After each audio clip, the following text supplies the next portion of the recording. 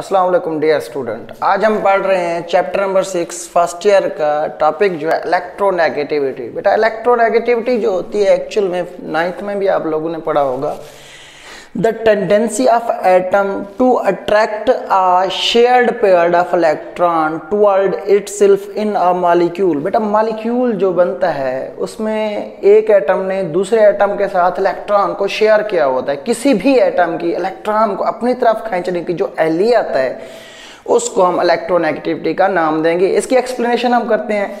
हमारे पास एक मॉलिक्यूल लेते हैं, मिसाल के तौर पर एक ऐसा मॉलिक्यूल है जो होमोन्यूक्लियर मतलब दोनों एक जैसे एलिमेंट के ऊपर मुश्तमिल है, डाई एटॉमिक मॉलिक्यूल जैसा कि हाइड्रोजन है।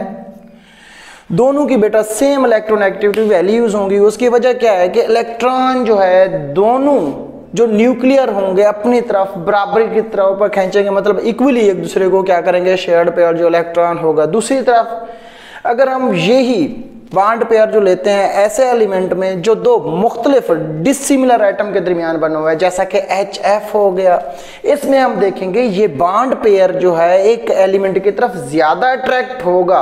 किसकी तरफ ज्यादा अट्रैक्ट होगा? उस एलिमेंट की तरफ जिसकी इलेक्ट्रोनेगेटिविटी वैल्यू ज्यादा होगी, क्योंकि वो इलेक्ट्रॉन को अपनी तरफ खींचेगा। इसमें फ्लोरीन एटम जो है बेटा ये बॉन्ड पेयर को क्या करता है, ज्यादा अपनी तरफ खींचता है।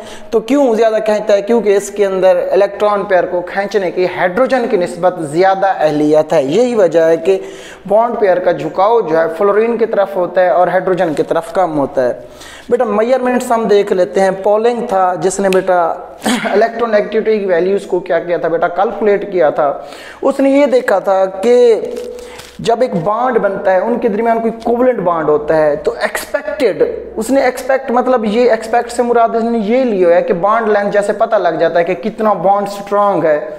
और फिर वही वैल्यू उन्होंने क्या की बेटा, डिटरमाइन की एक्सपेरिमेंटली। फिर उनके दरमियान डिफरेंस देखा। डिफरेंस से ये पता चला कि कौन सा एलिमेंट जो था कितना मजबूत बॉन्ड बना रहा था दूसरे एलिमेंट के साथ मिलकर।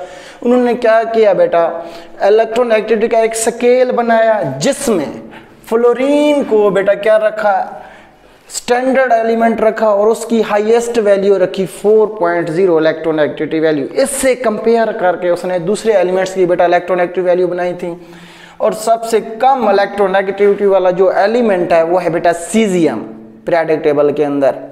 इसके बाद बेटा हम देख चलेंगे इसकी पीरियोडिक टेबल के अंदर वेरिएशन क्या है, पीरियोडिक ट्रेंड जिसे कह सकते हैं। शॉर्ट क्वेश्चन भी आ सकता है कि इलेक्ट्रोनेगेटिविटी बेटा पीरियड और ग्रुप में डिस्कस करें। तो अब क्या कहेंगे, अक्रॉस द पीरियड में बेटा लेफ्ट टू राइट जो इलेक्ट्रोनेगेटिविटी की वैल्यूज हैं बेटा इंक्रीज होती हैं। उसकी वजह क्या है कि एटॉमिक साइज में बेटा क्या आती है, कमी देखने को आती है, decrease in atomic size. Atomic size क्यों डिक्रीज होता है? इसकी मेन वजह क्या है बेटा, न्यूक्लियर चार्ज का बढ़ना।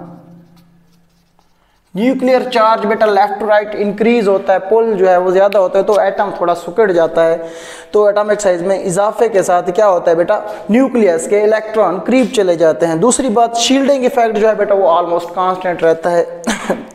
इसके बाद डाउन टू द ग्रुप मतलब टॉप टू बॉटम, एक ग्रुप के अंदर इलेक्ट्रोनेगेटिविटी का क्या ट्रेंड है बेटा, वो कहता है कि इलेक्ट्रोनेगेटिविटी वैल्यूज जो हैं टॉप टू बॉटम ग्रुप के अंदर डिक्रीज होती हैं। उसकी वजह कि increase in atomic size, atom का साइज जो है टॉप टू बॉटम हमने पहले भी पढ़ा है, इसको क्या होता है बेटा इंक्रीज होता है। क्यों? क्योंकि एक्स्ट्रा शेल उसमें ऐड होते जाते हैं, साइज इस तरह से क्या बेटा बढ़ता जाता है, न्यूक्लियर चार्ज जो है वो कम होता जाता है, वैलेंस शेल जो इलेक्ट्रॉन हैं वो दूर होते जाते हैं। तो इसलिए हम टॉप टू बॉटम जैसे सफ़र करते हैं तो क्या होता है बेटा, इलेक्ट्रोनेगेटिविटी वैल्यूज डिक्रीज होती हैं। और दूसरी बात उन्हें कि शील्डिंग इफेक्ट क्या होता है बेटा, इंक्रीज होता है, क्योंकि इनर इलेक्ट्रॉन जो है बेटा वो बढ़ते जाएंगे। जितना इनर इलेक्ट्रॉन बढ़ते जाएंगे शील्डिंग इफेक्ट बढ़ता जाएगा और जो पुल होगा न्यूक्लियस का इलेक्ट्रॉन के ऊपर कम होता जाएगा। अगर वो कम होगा तो आपकी इलेक्ट्रोनेगेटिविटी वैल्यूज जो होंगी बेटा क्या होंगी, कम होगी। उसके बाद एक सवाल आ जाता है कि what are the application of electronegativity value, या केमिकल बॉन्ड या बॉन्ड की नेचर के बारे में इलेक्ट्रोनेगेटिविटी कैसे बताते। तो आप लोग कहेंगे कि इलेक्ट्रोनेगेटिविटी डिफरेंस, अगर कोई आपके पास एक बॉन्ड बना हुआ आ जाता है,